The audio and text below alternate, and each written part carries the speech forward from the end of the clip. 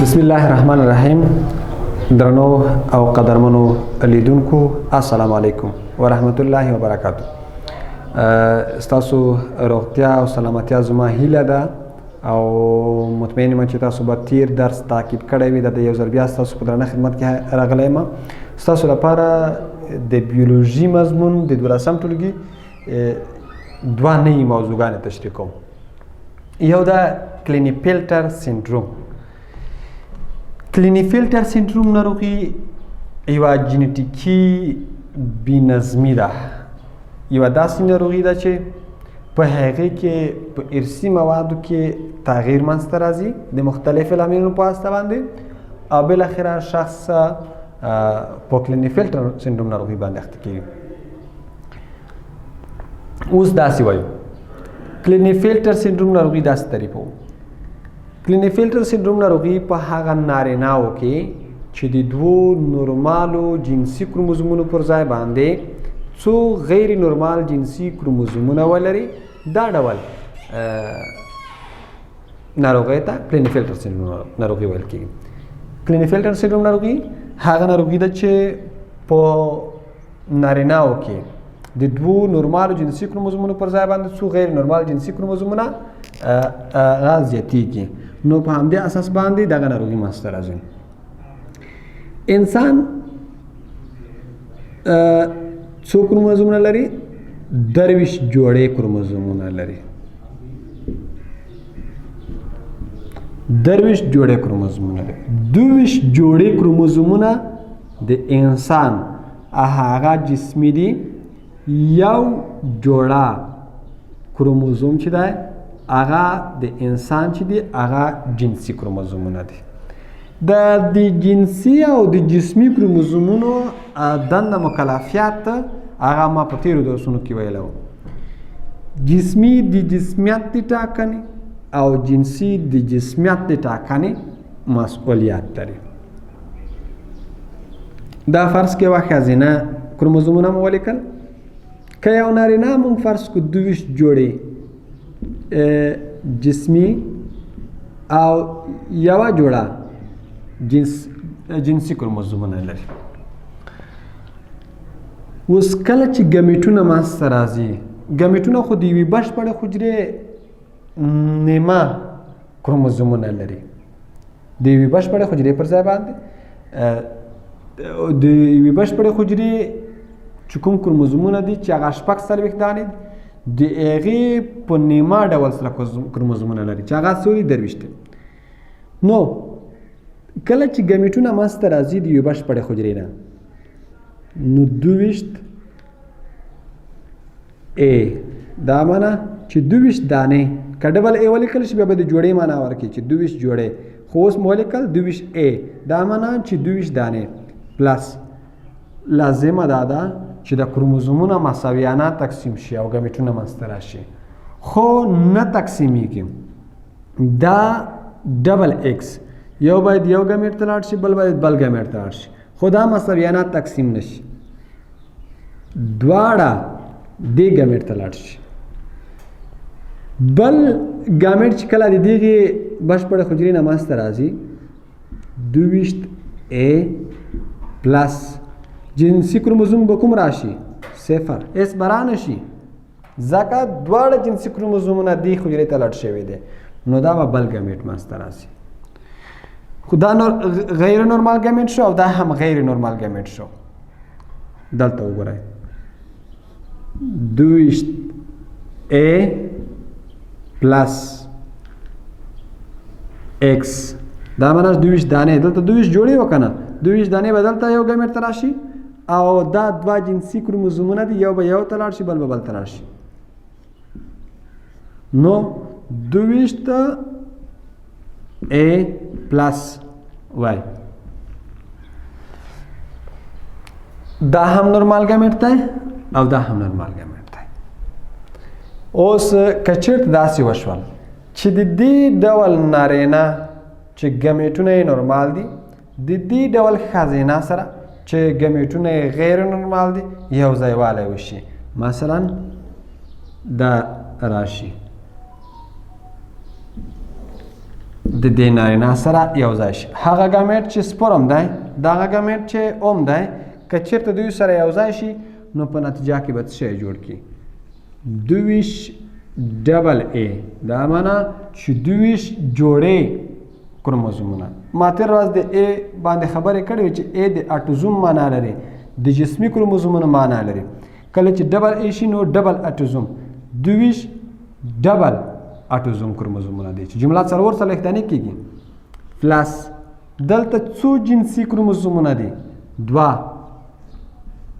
ایکس ایکس دی دلته څو جنسي کروموزومونه دي یو دا به سره یو ځای شي داسې ګامیټ به منځته راشي چې هغه به د 2 نورمالو جنسي کروموزومونو په ځای باندې څو غیر نورمال جنسي کروموزومونه ولري. البته ګامیټ نه بلکې زایګوټ داسې زایګوټ په منځته راشي چې د 2 نورمالو جنسي کروموزومونو پر ځای باندې چې باید یا ایکس او ایکس لرلی وای یا ایکس او وای لرلی وای د دې پر ځای باندې به 3 غیر نورمال کروموزومونه منځته راغله.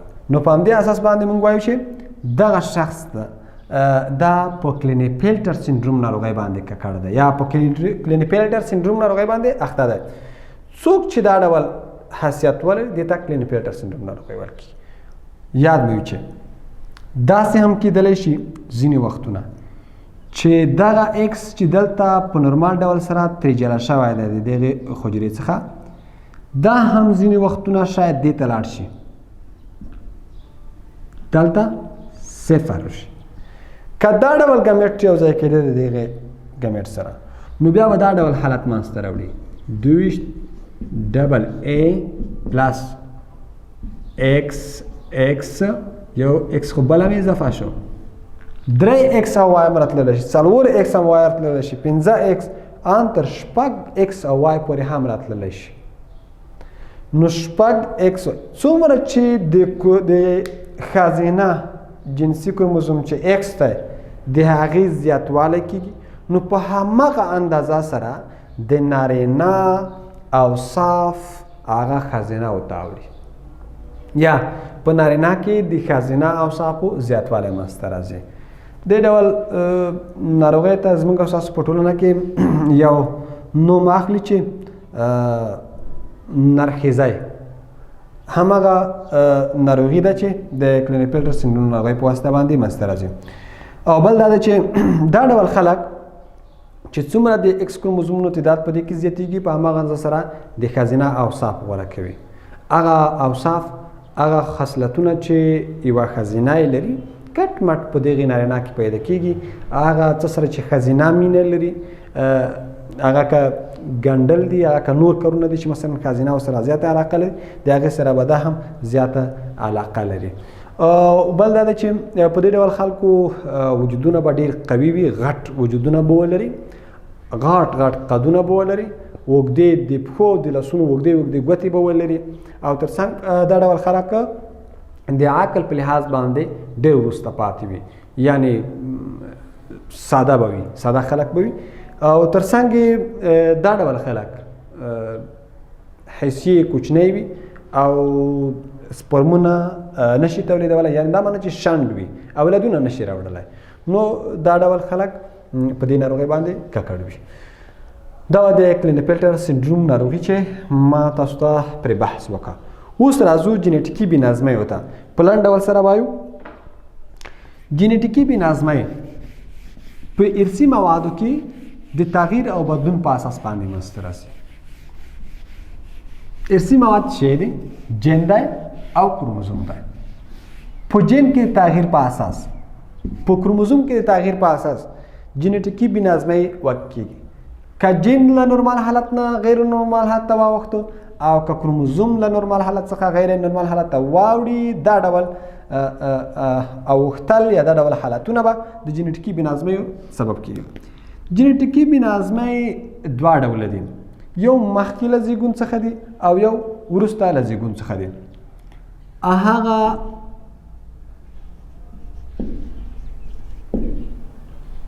وبخئ parental generation parental testing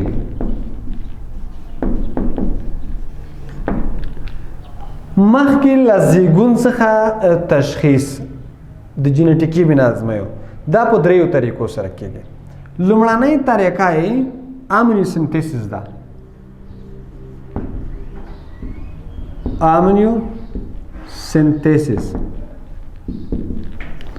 امنیوسنتیسس کومه عملیه ده؟ مونږ که دا فرض کړو چې دا د امنیون کڅوړه ده. امنیوسنتیسس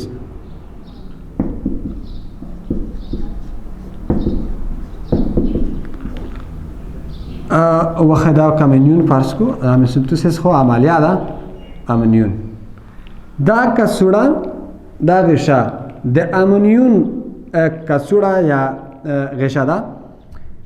دا جنین فرض کو جنین او د امنیون د کڅوړې او د جنین ترمنځ مایع وجود لري. فلویډ مایع ده. په امنیوسنتیسس عملیه کې دا هغه عملیه ده چې د مور په رحم کې د 14 څخه تر 14 اونیو په جریان کې کله چې د جنین د مور په رحم کې د 14 نه تر نیولې تر 14 اونیو پورې وخت وتلی په دې په جریان کې به د پیچکارۍ په ذریعه سره د دغه امنیون کڅوړې په منځ کې فلویډ مایع څخه به څه شی راخیستل کېږي؟ مایع راخیستل کېږي. او په دې مایع کې د جنین حجرات دي او د دې جنین په حجراتو کې کروموزومونه او جینونه دي. دا د ارثي بېنظمۍ له کبله کتل کېږي. پس کې کتل کېږي چې کروموزومونو شمېر خو به زیات نه وي. لازمه خو دا ده چې 46 کروموزومونه ولري یو انسان. که چېرته دغه حجره کې د کروموزومونو شمېر زیات خو بیا احتمال دی که نه بیا بېنظمي تشخیص شوه چې دغه شخص به نورمال حالت ونه لري. ځکه چې یو ایکس کروموزوم یې فرض کړئ اضافه شوی دی نو بالاخره تاثیر به یې دا وي چې کلینیفیلټر سنډروم ناروغي به منځته راوړي. که چېرته یې په جین کې تغییر وکړی شوی و جین له خپل نورمال حالت نه غیر نورمال حالت ته اوښتی و بیا به هم هغه جین کتل کېږي چې دا د کوم صفت جین دی چې د دې صفت جین دی په همدغه صفت کې به جینیټیکي بېنظمي وکړی شوي. که نه وه وکړی شوي نو دغه ماشوم یا پیښ چې دی هغه به نورمال دنیا ته راځي هېڅ ستونزه به ونه لري. هغه تشخیص چې په هغې کې د امنیون له کڅوړې څخه مایع راخیستل کېږي او په مایع کې د جنین حجرات تر کتنې لاندې نیول کېږي دې ته ویل کېږي امنیوسنتیسس میتود.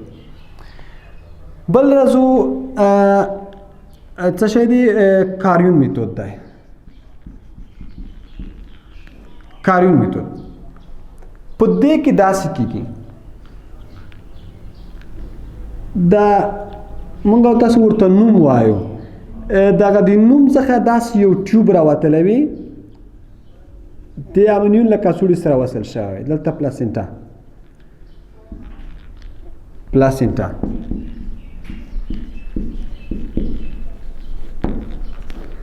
د دې له پلاسینټا څخه څه شی راخیستل کېږي؟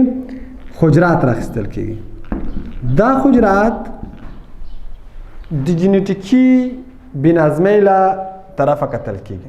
په دې کې کروموزومونو شمېر د کروموزومونو پر سطحه باندې د جینونو هغه نورمال حالات هغه کتل کېږي. که چېرته نورمال حالت په جین کې واقع و که چېرته کروموزومونه هم په نورمال حالت سره و نو بالاخره به دغه ماشوم چې دی هغه هېڅ ستونزه ونه لري. خو که چېرته په نورمال حالت سره واقع نه و مثلا په جین کې تغییر راغلی او د کروموزومونو په شمېر کې تغییر راغلی و موږ به د راتلونکو ناروغیو چې په دې ماشوم کې پیدا کېږي د هغې وړاندوینه کولی شو چې دا به په دې ناروغۍ باندې ککړ وي. او دا ډول میتود معمولا یا دا ډول تشخیص معمولا د 8 څخه تر 9 اونیو په جریان کې کېږي. هغه وخت چې د پیټس یا د ماشوم یا د جنین هغه وخت د مور په رحم کې د 8 نه تر 9 اونیو پورې وتلی وي په دغه وخت کې دغه میتود ترسره کېږي. دریم ډول تشخیص چې مخکې له زیږون څخه دی هغه د PID میتود دی. PID دا معنی پری امپلیمنټیشن ډیاګنوز.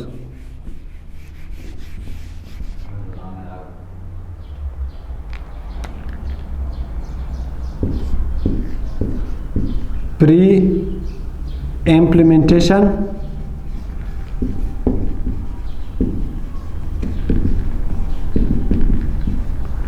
diagnose.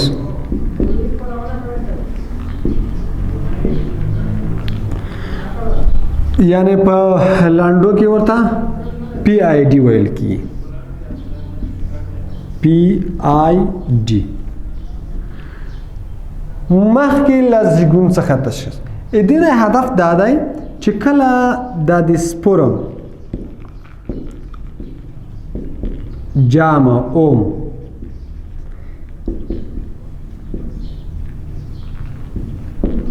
یو ځایوالی د مور د ازمیښتي نل چې فلوپاین ټیوب نومیږي په هغې کې سره وشي دا سره یو ځای شي زایګوټ تشکیل کړي. د زایګوټ نه د زایګوس معنا لري او زایګوس د جوړې معنا لري. کله چې سپورم او اوم جوړه سره یو ځای شوه د مور په ازمیښتي نل چې فلوپاین ټیوب دی کله چې دا سره یو ځای شوه دی مسلسل ډول حجرات په ویش باندې پیل کیږي. یعنې دا معنا چې زایګوټ زیاتیږي یا حجرات زیاتیږي. نو په دې وخت کې د دغې زایګوټ څخه حجرات راخیستل کیږي. دا حجرات د جینیټیکي بېنظمۍ له اړخه کتل کیږي. دا معنا چې په دې کې جینیټیکي بېنظمۍ چې په جن او کروموزوم کې ده هغه کتل کیږي. اول کروموزومونو شمیر کتل کیږي، بیا د کروموزومونو څرنګوالی چې په هغې کې کومه برخه بایللې نه وي یا کومه برخه دوچن شوې نه وي یا کومه برخه د بلې برخه سره ځای نه وي تغیر کړی، او بیا یې جین کتل کیږي چې جین کې کوم جون کې ستونزه نه وي وکړې شوې چې له نورمال حالت څخه غیر نورمال حالت ته اوښته وي. کله چې دا ټول وکتل شي نو وروسته د دوی پرېکړه دا ده چې دغه ماشوم چې دنیا ته راځي دا به هېڅ نه لري، او که چېرته په کوم څه کې ستونزه پېښه شوې وه بیا به وړاندوینه او احتمال دا وي چې دغه په دې ناروغۍ باندې ککړ شوی دی. په نړیواله سطحه دې دپاره علاج هم شته. مثلا یو جین دی په هغې کې ستونزه پېښه شوې ده، له نورمال حالت څخه غیر نورمال حالت ته اوښتی. په نړیواله سطحه باندې پرمختللې ټکنالوژۍ نه په استفادې باندې دوی کولی شي چې د دې نورمال غیر نورمال جین په ځای باندې ورته غیر نورمال جین پیچکاري کړي، یا هغه جین چې په هغې کې ستونزه ده هغه جین ترې لرې کړي، پر ځای باندې بل جین ورته پیچکاري کړي. اوس په نړیواله سطحه باندې نړیوال کولی شي چې داسې بچیان اولادونه دنیا ته راوړي چې هغه د دوی د خصوصیات د دوی د خوښې وي. مثلا غواړي چې داسې بچیان دنیا ته راوړي چې تورې سترګې ولري، داسې بچیان دنیا ته راوړي چې سپین پوستکی ولري، داسې بچیان دنیا ته راوړي چې غټ بدن ولري. بالاخره هغه اوصاف چې د دوی خوښېږي هغه دوی کولی شي چې په ماشوم کې منځته راوړي. د دغې جینیټیکي انجینرۍ نه په استفادې باندې کولی شي، ځکه دوی هغه جینونه لرې کوي کوم چې د دغې اوصافو ټاکونکي دي چې هغه د دوی خوښې وړ نه دي، پر ځای باندې هغه جینونه ورته پیچکاري کوي کوم چې د دوی د خوښې وړ جینونه دي. نو دا د پرمختللې ټکنالوژۍ د پرمختللي وسایلو او د پرمختللو خلکو لخوا دغه کار ترسره کیدلی شي. دا زموږ او ستاسو په شان په خوار هیواد کې دا ډول عمل سرته نشي رسېدلی. نو خدای دې وکړي چې په وخت سره دا هم موږ وکولی شو چې دا ډول اعمال هم منځته راوړو، یا موږ وکولی شو چې پرمختللې ټکنالوژي ولرو، پرمختللي خلک ولرو، او په داسې یو هیواد ولرو چې په ځان باندې باسیا وي، نورو ته احتیاج نه وو. درنو قدرمنو زده کوونکو، په همدې ځای باندې زموږ او ستاسو نننی درس هم پای ته رسیږي. تر بیا به چې بیا هم ستاسو په درنه خدمت کې راځم او ستاسو لپاره به نوی درس وړاندې کوم. تر هغې مهاله مل شه، ښې چارې ولرئ.